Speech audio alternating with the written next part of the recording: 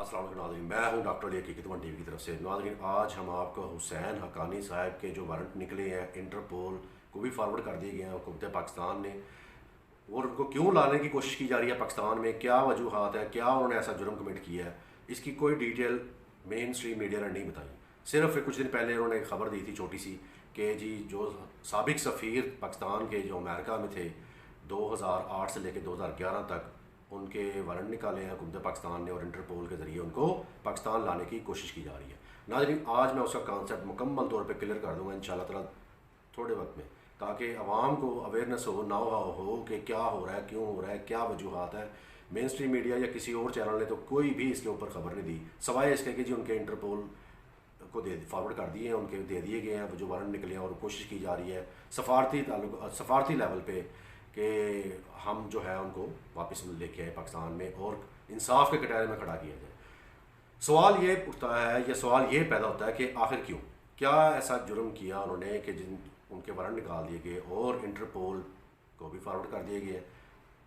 मैं बताता हूँ नाज़रीन, मैं डॉक्टर अली हकीकत वन टीवी की तरफ से ऑब्वियसली मैं ये आपको एक्सप्लेन करूँगा, और तो यूट्यूबर्स या मेन स्ट्रीम मीडिया चैनल वाले इसके ऊपर तो है ही नहीं उनके पास कुछ बोलने के लिए, तो क्यों क्या बताएंगे आपको। नाज़रीन, हुसैन हक्कानी ये 1992 और 1993 में श्रीलंका में भी एम्बेसडर रहे हैं पाकिस्तान के, फिर 2008 से लेकर 2011 यानी कि अप्रैल 2008 से लेकर नवंबर 2011 साढ़े तीन साल बनते हैं ये अमेरिका में भी एज अ पाकिस्तानी सफ़ीर के फ़राइज़ सर अंजाम दिए। नाज़रीन, इसका मैं थोड़ा सा और आपको पस मंज़र बता दूँ इस शख्स का कि ये शख्स हमेशा पाकिस्तान की हुकूमत, पाकिस्तान की आवाम, स्पेशली पाकिस्तान की रियासत यानी कि पाकिस्तान की आर्मी और उससे बढ़ के मुसलमानों के ख़िलाफ़ ही इस बंदे ने बोला, जब भी बोला। अभी 2 दिन पहले इसका आर्टिकल छपा है द वाशिंगटन पोस्ट, जो अमेरिकन न्यूज़पेपर, उसमें भी इसने यही कहा है कि जी तालिबान जो कर रहे हैं इस तरह कर रहे हैं, ये पता नहीं क्या हो जाएगा, ये वो हो जाएगा। अगर हम यही चीज़ को रिमाइंड करवाएं कि जब ईरान की ये सूरत हाल हुई थी अर्ली 80s में, जब वहाँ पे रेवोल्यूशन आया था, तो यही वो शख्स था, इसने भी पता नहीं क्या लिखा है, वो भूखे मर जाएंगे, वहाँ फाको पड़ जाएगा, वहाँ पे वो नहीं सर्वाइव कर पाएंगे। इंटरनेशनल जो जितनी भी कम्युनिटी है वो अगर ये उनसे अपोलोजाइज नहीं करेंगे या उनके जूते नहीं चाटेंगे या उनकी टीसी नहीं करेंगे तो ये तो मर जाएंगे। मगर ऐसा तो कुछ भी नहीं हुआ। अब फिर वही हिस्ट्री दोबारा रिपीट होने जा रही है। अब फिर वही दोबारा आर्टिकल इसने लिखने शुरू कर दिए हैं।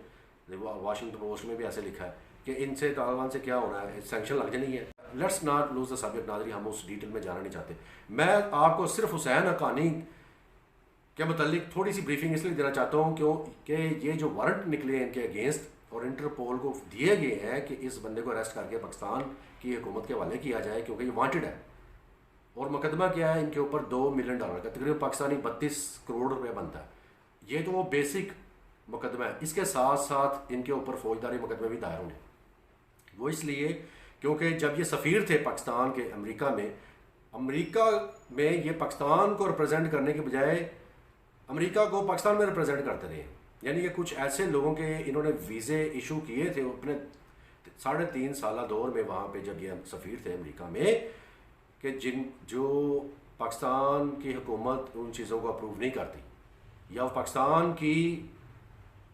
सालमियत पे या सालमियत के लिए ख़तरे का बायस बन सकते थे वो लोग। और इसका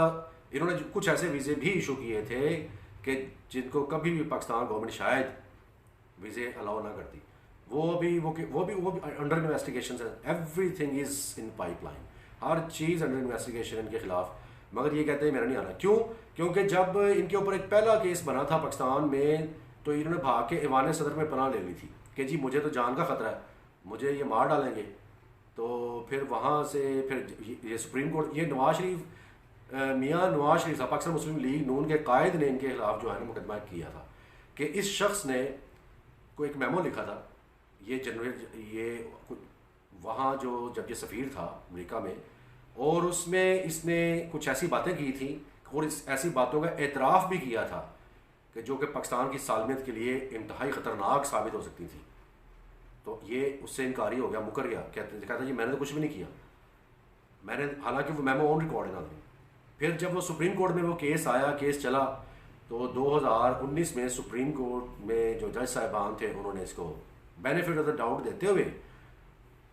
इनको छोड़ छोड़ दिया, इनको कहा जी नहीं जी ये तो हमारा काम ही नहीं है इसके ऊपर फैसला देना। Imagine that. तो फिर ये वान सदर से वहाँ से निकले, वो फरार हो गए और पिछले काफ़ी अरसे से अमेरिका में मुकीम है। और सारी ये स्टोरी नाज़रीन, it all boils down to this. और फिर एंड में मैं ये अवाम पे छोड़ दूँगा,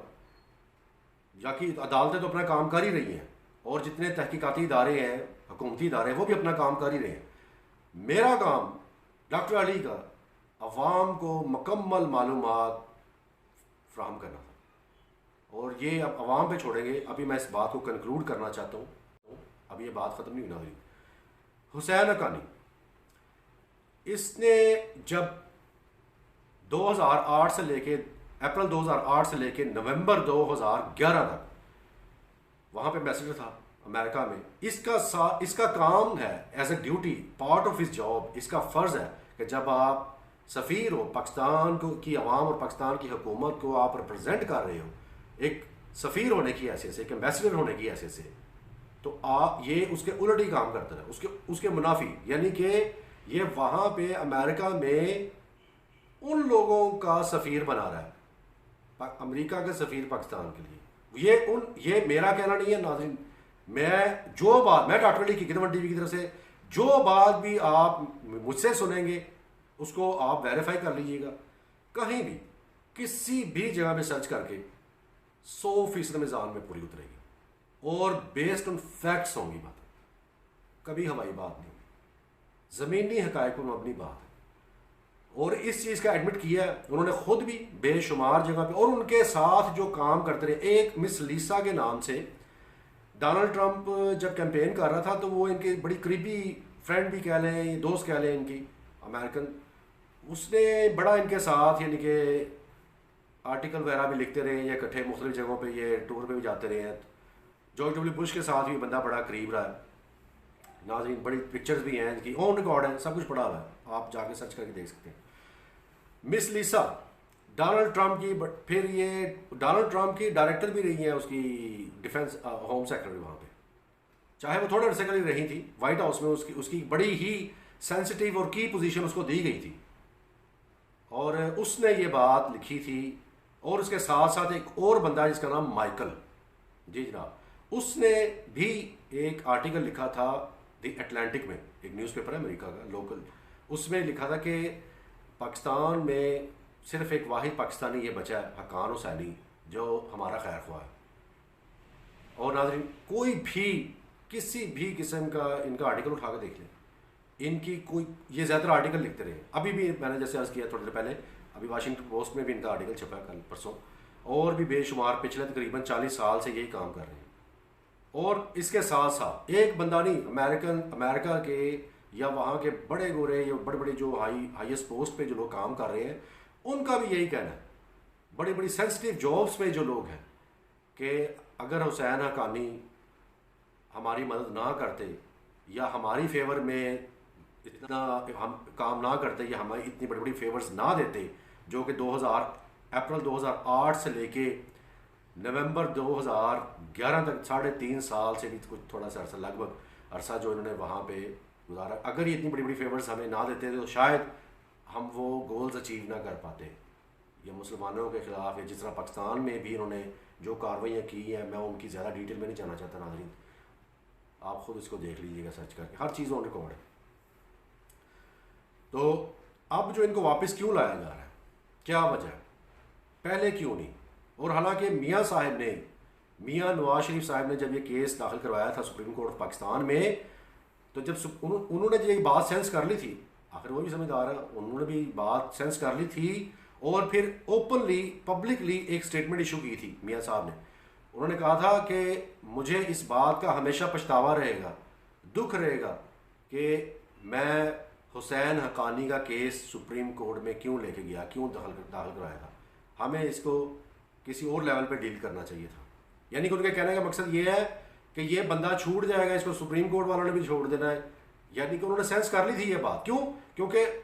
कोर्ट में तो ऑब्वियसली हमारे मोअज़्ज़ज़ जज साहिबान और हमारी मोअज़्ज़ज़ अदलिया, जितने भी पूरा अदालती निज़ाम है, वो तो मीज़ान के मुताबिक, यानी कि दे गो बाय द बुक। उन्होंने कभी किसी को ऐसे हवाई फेवर नहीं दे देनी, या कभी किसी के बारे में ऐसे नहीं किसी को सज़ा देनी, उन्होंने तो हर चीज़ तोल के जो कानून कहता है उसके मुताबिक, जो कानून की किताब कहती है आइन उसके मुताबिक, उन्होंने तो उसके मुताबिक फ़ैसला देना। तो मियाँ साहब को ये सेंस हो गया था कि हमारे पास इनफ एविडेंस नहीं थे इसको सुप्रीम कोर्ट में लेके जाने के लिए कि इसको प्रोसिक्यूट कर सकते। इसके ऊपर हमारे काम अधूरे थे, होमवर्क हमारा कंप्लीट नहीं था। ये उनको रंज रहेगा या इस चीज़ का उनको रिग्रेट रहेगा, पछतावा रहेगा। मगर वो जो अधूरी जॉब, वो अधूरा काम या वो पछतावा जो मियाँ नवाज शरीफ की ज़िंदगी को अंदर से खाए चले जा रहा है पिछले कई सालों से,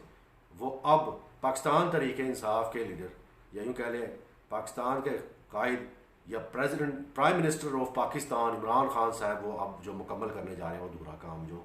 मियाँ नवाज शरीफ साहब छोड़ के गए। उन्होंने इस चीज़ के ऊपर मुकम्मल ही इज़ ऑन इट कि कोई शख्स भी कभी भी, ख्वाह वो आज या पिछले 40 साल या 50 सालों में, as long as he is alive, कि अगर वो ज़िंदा है, चाहे वो 70 साल का है, चाहे उसकी उम्र 80 साल हो गई है, चाहे वो 100 साल हो गई है, अगर वो अभी भी ज़िंदा हयात है और उसने 50 साल भी पहले भी या 70 60 साल 65 साल पहले भी कोई ऐसा घिनौना जुर्म किया था जिससे इस मुल्क में रहने वाली आवाम या इस मुल्क को प्रोटेक्ट करने वाली अफवाज या इस मुल्क की सालमियत के लिए ख़तरे का बाइस बना था, उसको अदालत के इंसाफ के कटहरे में ज़रूर लेके आया जाएगा और उसको कानून और आइन के मुताबिक कड़ी से कड़ी सज़ा भी दी जाएगी। ये प्राइम मिनिस्टर ऑफ पाकिस्तान का कह लें कि मोटो है, पॉलिसी है, या उन्होंने कमर कस रखी है इस चीज़ के ऊपर। और नाज़रीन, अब तक तो आवाम को भी ये मैसेज पहुंच गया, बल्कि पाकिस्तानी आवाम को तो क्या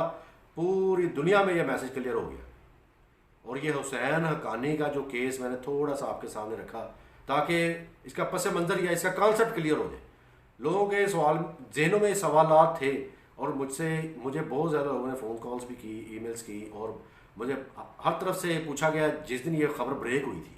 तकरीबन हफ्ता 10 दिन पहले की बात है नाज़रीन, ये खबर ब्रेक की थी मेन स्ट्रीम मीडिया ने, मगर इसकी डिटेल में कोई नहीं गया था। मुझे लोगों ने कहा कि चाहने वालों ने जो मुझसे एसोसिएट करते हैं, मिलते मिलाते हैं, वो कहने लगे कि डॉक्टर साहब आप माशाल्लाह हर चीज़ पे बहुत ज़्यादा इन चीज़ों को बड़े अरसे से फॉलो कर रहे हैं, तो आप कुछ बताइए। तो नाज़रीन, कमेंट्स बॉक्स में अपनी राय ज़रूर बताइएगा कि ऐसे लोग जो पाकिस्तान की सालमियत के लिए ख़तरे का बाइस बने हमेशा, या अवाम के लिए जहर उगलते रहे हमेशा पेन के ज़रिए, पेन और पेंसिल यानी कि लिख के, चाहे आर्टिकल लिख के उन्होंने किया, या ऐसे लोग जो दुश्मन ममालिक के साथ हमेशा खड़े रहे। हाँ, दुश्मन ममालिक से नाज़रीन एक और चीज़ हसन हक्कानी की मैं मेंशन करना भूल गया, इससे पहले कि मैं ये वीडियो यहाँ पे ख़त्म करूँ। एक और चीज़ बताओ, F-16 त्यारे, 8 F-16 त्यारे जब पाकिस्तान को अमेरिका ने बेचे थे, तो ये हसन हक्कानी, इसने वहाँ पे जो कानूनदान होते हैं, कांग्रेसमैन जिसको कहते हैं अमेरिका में, उनके सामने खड़ा हो के हल्फिया ओथ उठा, हल्फिया इस बंदे ने कहा था। इमेजिन करें इस बंदे की इन हरकतों को। फिर मैं आप लोगों पे छोड़ दूंगा, मैं कुछ नहीं कहता, फिर आप ही बताइएगा मुझे कमेंट्स बॉक्स में। और ये ऑन रिकॉर्ड है ये बातें सारी नाज़रीन, मैं अपने पास से ये बात नहीं बताने लगा। 2015 में जब ये वायदा हो गया था कि 8 F-16 जंगी त्यारे पाकिस्तान को बेचने का, अमेरिका का देने का, तो इस शख्स ने बड़ी मुज़ाहमत की थी। और ये फिर इसने कानूनदान जितने अमेरिका के कांग्रेसमैन जिनको कहते हैं, उनके सामने इसने हल्फिया जाके कहा कि आप लोगों ने क्या किया, वो त्यारे जो आप पाकिस्तान को देने जा रहे हो वो तो इंडिया के खिलाफ इस्तेमाल होंगे, पाकिस्तान की फौज उसको इंडिया के खिलाफ इस्तेमाल करेगी। और उसके बाद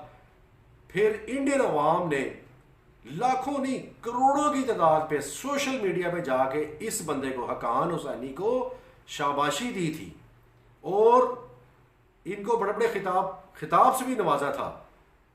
कि ये हमारे बहुत ही प्यारे इंडियन फेवर्स में हैं।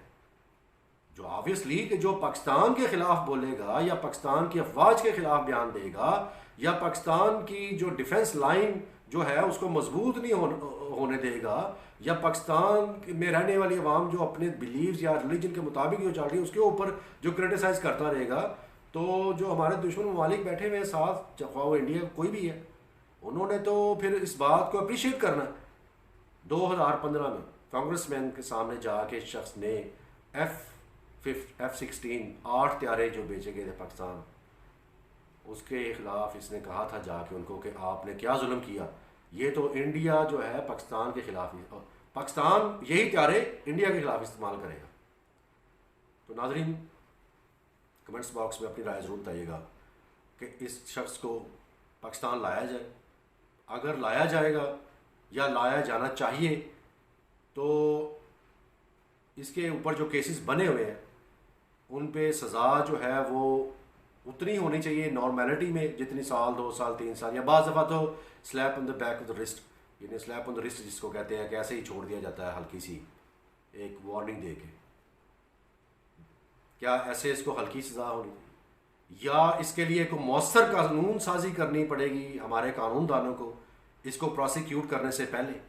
इसको यहाँ लाने से पहले, ताकि जब ये इंसाफ के कटहरे में लाया जाए ये शख्सियत ऐसे और बेशुमार शख्सियात जो यहाँ से भागे हुए हैं, इस मुल्क कौम का पैसा खा के इस मुल्क और कौम की सालमियत के लिए ख़तरे का बायस बने हुए हैं, अगर वो eventually at the end of the day आखिर वो कभी वापस उनको लाया जाएगा इंटरपोल के ज़रिए या कानून सफारती ताल्लुकात लेवल पे उनको वापस लाया जाएगा, जब कानून के कटहरे में खड़ा किया जाएगा, तो अगर हमारे कानून ही नहीं बने होंगे, कानून साजी या मौसर कानून साजी नहीं हुई होगी उन चीज़ों के ऊपर, तो ये तो फिर इजीली छूट जाएंगे। तो नाजरीन कानून साजी के मुतल्लिक या इन लोगों ने जो कुछ भी किया उसके मुतल्लिक या जितनी मालूमात मैंने अब तक आपको प्रोवाइड की है इस शख्स के मुतल्लिक, स्पेशली हुसैन हक्कानी के मुतल्लिक, आप लोग क्या राय रखते हैं कमेंट्स बॉक्स में ज़रूर बताइएगा। नाज़रीन मुझे इंतज़ार रहेगा आपके जवाब का। अपना ख्याल रखिएगा और अपने इर्द गिर्द रहने वालों को अल्लाह ने